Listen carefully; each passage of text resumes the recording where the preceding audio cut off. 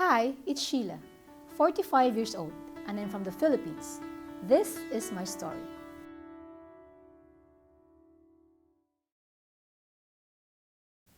It's not enough to follow your dreams or to chase after them. You have to fight for them too. The universe asked me to wait 8 years before I got my master's scholarship. This means I received so many rejections in the span of 8 years. Was I heartbroken? Of course I was. But it did not stop me from trying again and again and again. Hi, my name is Yana, and I wanted to tell you a little bit about my story. As a teenager, I felt like I was not enough because I could not fit in the norms and the standards that were being set. I wasn't pretty enough. That was a big thing for me. I grew up as a refugee. The atrocities that occurred in Bosnia and Herzegovina, the country of my birth, during the 1990s, war crimes, were committed largely and primarily against women in the form of rape as a systematic weapon of war. My own family members, women I consider friends, and their families were targeted in this way.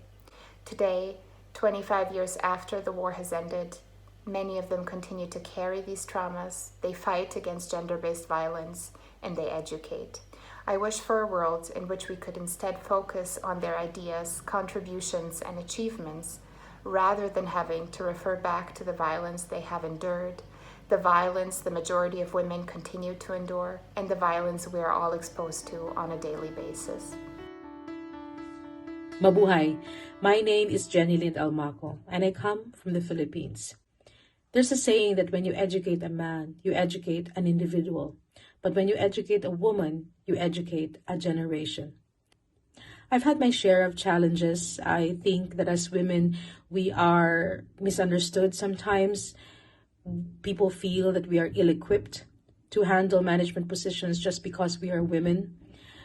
I've been told at times to be silent or to lower my voice or to lower my eyes just because I was a woman. But I was able to overcome this because I've had mentors. And my mentors are not just women, they're also men. And I think it's very important to find your tribe, to find people who believe in you and who have your back and who are genuinely happy when they succeed in mentoring you and when you succeed, most especially. Hi, I am Rio from the Philippines. I am a social worker, a solo parent, and a staunch advocate of women's empowerment and gender equality. In the Philippines, 1 in 5 women experience physical or emotional violence. Often, there are no obvious physical symptoms of emotional violence. It is complex, unseen, it is psychologically harmful. I've been there. I was that 1 in 5 women. It happens anytime, anywhere, even in places we thought we are safe, and often committed by people we trust. It happens to women who wanted to go beyond what society expects them to be, to women like me who wanted to pursue excellence, to pursue further studies, and reach my full potential. But I chose to rise above the limits that another person imposed on me, and by the society in general. And in doing so, I also faced tremendous challenges that a student and a solo parent may face abroad. Difficult was an understatement. Hi, my name is Marina, and I'm here to share a little bit of my story as an empowered woman.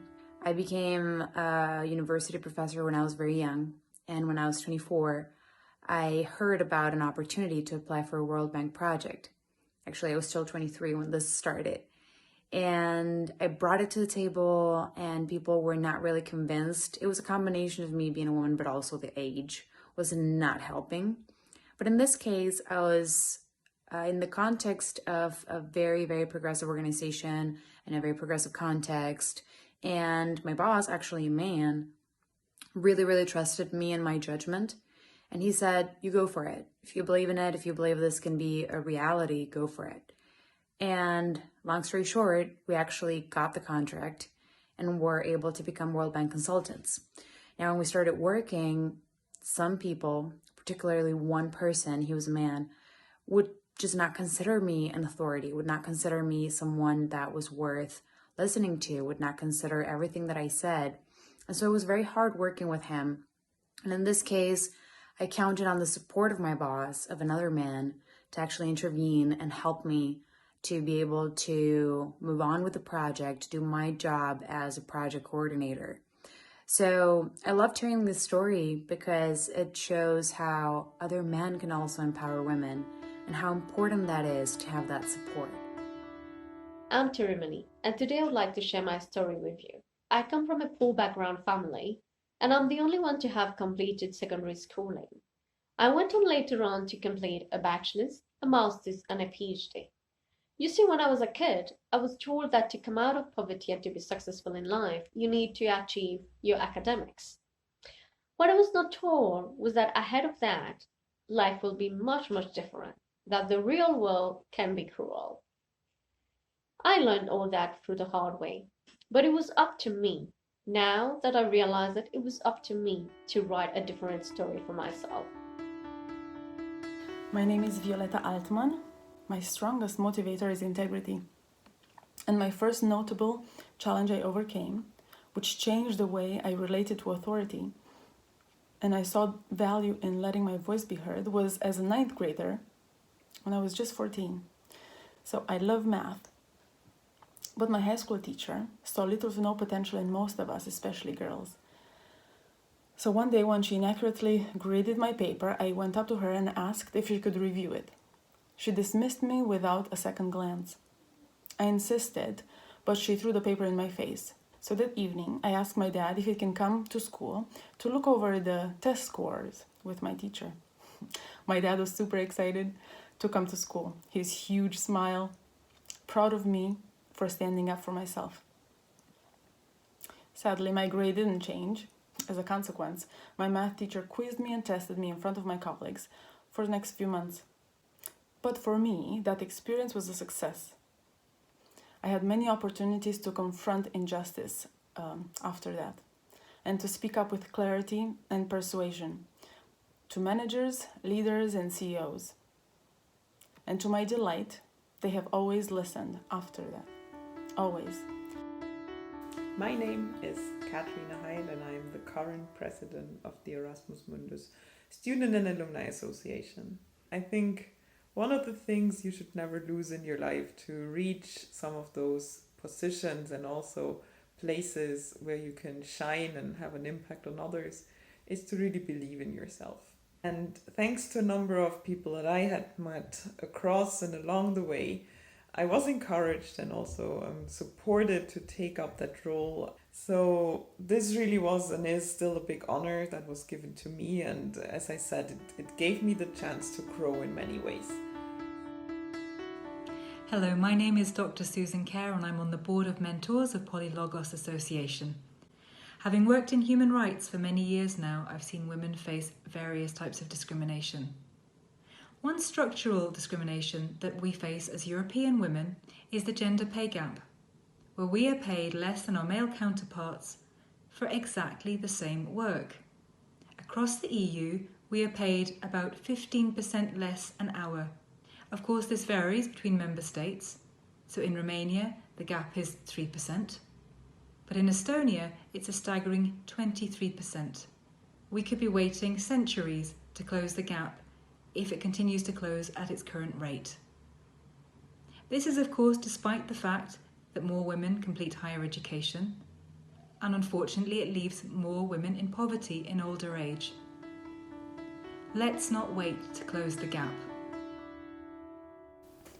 My biggest takeaway from all those years of waiting in between was that it wasn't the right time yet, that I had to be where I was because I was needed there. So yes, I had to wait for my dreams to be fulfilled. It wasn't easy, but it makes sense, and I'm proud of myself for staying true to the fight. I share my story, like what I'm doing now with you, to hopefully inspire you and more people to believe in your dreams and in your power to make them come true. Plus, I have new dreams now, so the fight goes on. It took me a lot of years, It takes a long time to change your mindset, but you can do it. It's possible. If I could do it, then I know that other people can also do it because we are strong. It's not even anymore a problem of, oh, I'm not enough. No, there's so many things that you can do that being not enough starts sounding ridiculous. So this is what I just wanted to say to you all, that you are enough and you are worthy and you will never be not enough. You will always be enough. We have a long way to go, but I believe that by creating policies that enable a bit more vulnerability and flexibility, governance that ensures gender equity, and sustainable institutions which do not allow for impunity for perpetrators, underpinned by programming that encourages and enables, our future will look brighter. Let's continue to work towards that in whatever way each of us is able to. I believe in mentoring the next generation. I believe that in order to sustain the gains that we've had, especially in human rights and women's empowerment, we need to make sure that the next generation are also equipped and that they also find their voice in the world. Competence, character, and courage. These are the words that I live by, and when we come together, then we can definitely make a difference. Then we can have a better and hopefully kinder world, not only for us, but for our children. I completed my graduate studies in gender and development, and it was one of those empowering experiences for me because it proved that no one can stop me from achieving my dreams and that I will never be limited within society's expectations of a mother. It fueled my desire to work towards achieving a society where equality and social justice are the norm. And I will continue to do so until every woman, every girl, is able to own her future and achieve her greatest potential. So it's not just about women empowering women. It's also about everyone considering the value that one person, regardless of gender, and how much they can bring to the table, how much this person can contribute. And it doesn't matter how old they are, it doesn't matter if they're men and women or non-binary. What matters is the essence of each person and how much we can contribute. The world can be cruel, but it's all about the story you want to write. You can dream to go to the moon or to go to the stars. You may never get there. I'm not going to say that all of us are going to get there, but it's about the journey that counts. The journey that you take to reach your goals or some of your goals. The journey will be hard, but what you learn for the journey is the most important. The only way to live in true peace is by confronting the injustice and our own fear. It is never too early or too late to speak up. I would say to grab a trusted friend, an ally who believes in you, the way I took my dad to be my ally. The most important thing once you actually get into such a position itself is to keep believing in yourself, but also to ask others for help. So keep dreaming, think big, trust in yourself, and reach out to grow your network, to find like-minded people that can help you to guide the way in a direction you might not be expecting at first, but really is what you're striving for. I am but one voice. Together, we are unstoppable.